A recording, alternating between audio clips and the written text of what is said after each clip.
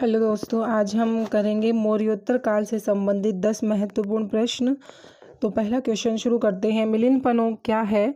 बौद्ध स्थल है, बुद्ध का एक नाम है, कला का बौद्ध नाम है, या बौद्ध पाठ या ग्रंथ है। तो मिलिंद पन्हो जो है बौद्ध पाठ या एक ग्रंथ है जो इंडो ग्रीक शासक मिनेंडर एवं बौद्ध भिक्षु नागसेन के संवाद के रूप में रचित है।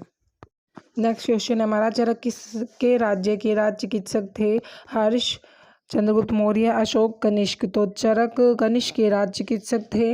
इन्हें चिकित्सा का जनक कहा जाता है। इन्हें चिकित्सा की प्रत्येक विधा पर समान अधिकार था। इन्होंने चिकित्सा शास्त्रीय ग्रंथ चरक संहिता की रचना की।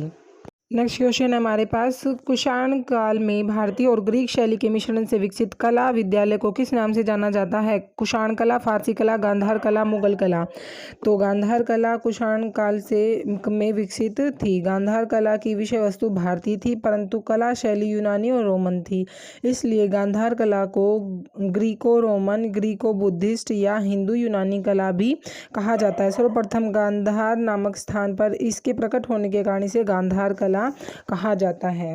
क्वेश्चन नंबर 4 है हमारे पास, कुषाण वंश के प्रसिद्ध राजा का नाम बताइए। कनिष्क, पुलकेशिन, हर्ष, विक्रमादित्य। तो ये बहुत बार पूछा गया प्रश्न है। कुषाण वंश का प्रसिद्ध शासक कनिष्क था और इसके राज्यारोहण की तिथि 78 ईस्वी भारत में शक संवत की सूचक है, इसलिए इसको बहुत इंपॉर्टेंट समझते हैं और बार बार ये पूछा जाता है। शक संवत के साथ साथ इसको भी इम्पोर्टेंट माना जाता है।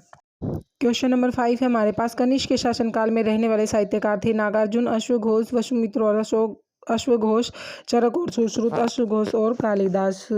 तो कनिष्क के शासनकाल में रहने वाले नागार्जुन और अश्वघोष दो प्रमुख साहित्यकार थे। वसुमित्र भी कनिष्क के दरबार में रहता था परंतु वह साहित्यकार नहीं था।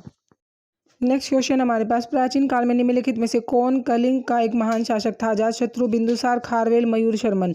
तो प्राचीन काल में खारवेल कलिंग का एक महान शासक था। खारवेल कलिंग का वीर एवं प्रतापी शासक था। इसके बारे में हमारी जानकारी का प्रमुख स्रोत हाथी गुम्फा अभिलेख है। यह द्वितीय सदी ईसा पूर्व में शासक हुआ था तथा इसका संबंध खारवेल के चेदी वंश से था। इसने अनेक विजय प्राप्त की जिसमें मगध के शासक बृहस्पति मित्र तथा दक्षिण के सातवाहन शासक सतकर्णी पर विजय प्रमुख है। यह जैन तीर्थंकर की मूर्ति को मगध से कलिंग ले जाने में सफल रहा।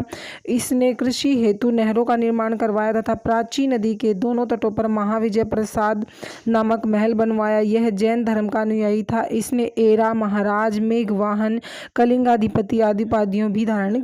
तो हमने काफ़ी डिटेल में पढ़ा इसके बारे में। नेक्स्ट है 7वां क्वेश्चन हमारा, सातवाहन वंश का सबसे बड़ा शासक कौन था? सतकर्णी, गौतमीपुत्र सतकर्णी, सिमुक या हाल। तो गौतमीपुत्र सतकर्णी सातवाहन वंश का सर्वश्रेष्ठ शासक था। इसकी माता गौतमी बलश्री की नासिक प्रशस्ति तथा पुलमावी के नासिक गुहा लेख से इसकी सैनिक सफलताओं के विषय में सूचना मिलती है।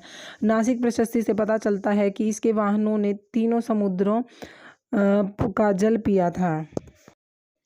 नेक्स्ट क्वेश्चन हमारे पास, भारतीयों के लिए महान सिल्क मार्ग का आरंभ किसने कराया था?